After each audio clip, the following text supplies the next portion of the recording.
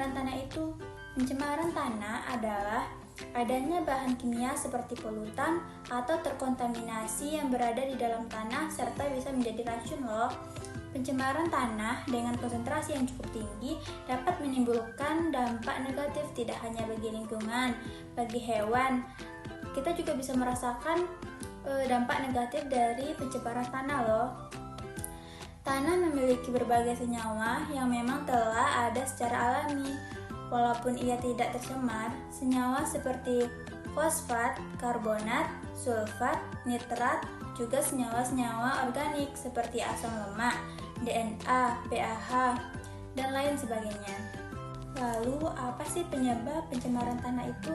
Sebenarnya ada dua faktor yang menyebabkan mengapa tanah mengalami pencemaran. Yang pertama, yang diakibatkan oleh manusia itu sendiri, dan yang kedua, bisa juga dari alam menjadi penyebabnya.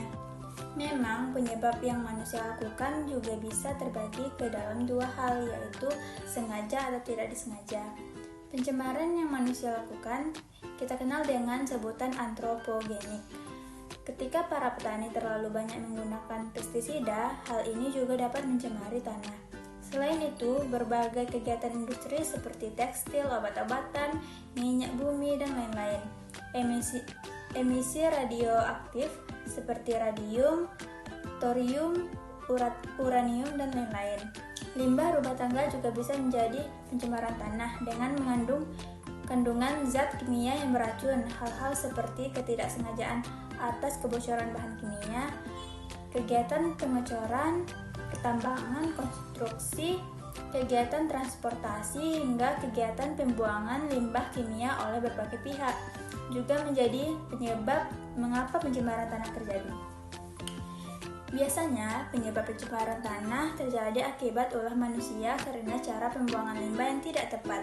Sebenarnya, tempat-tempat konstruksi pada perkotaan merupakan wilayah yang memiliki potensi pencemaran tanah cukup besar. Hampir semua bahan kimia yang ada pada tempat konstruksi memiliki potensi untuk mencemari tanah, sedangkan dalam kasus pencemaran tanah yang terjadi karena adanya proses alam, biasanya disebabkan oleh lingkungan tanah yang memiliki kompleksitas. Lalu bagaimana sih cara menanggulangi pencemaran tanah tersebut? Nah, ada solusinya nih. Lakukan daur ulang dan hindari penggunaan barang sekali pakai. Bila kamu memiliki kebun di halaman rumah, kamu bisa membuatnya menjadi pupuk kompos sendiri dengan bahan dasar dari berbagai limbah organik rumah tangga. Hal ini bisa membantu tanah kamu menjadi jauh lebih subur loh untuk kamu tanami.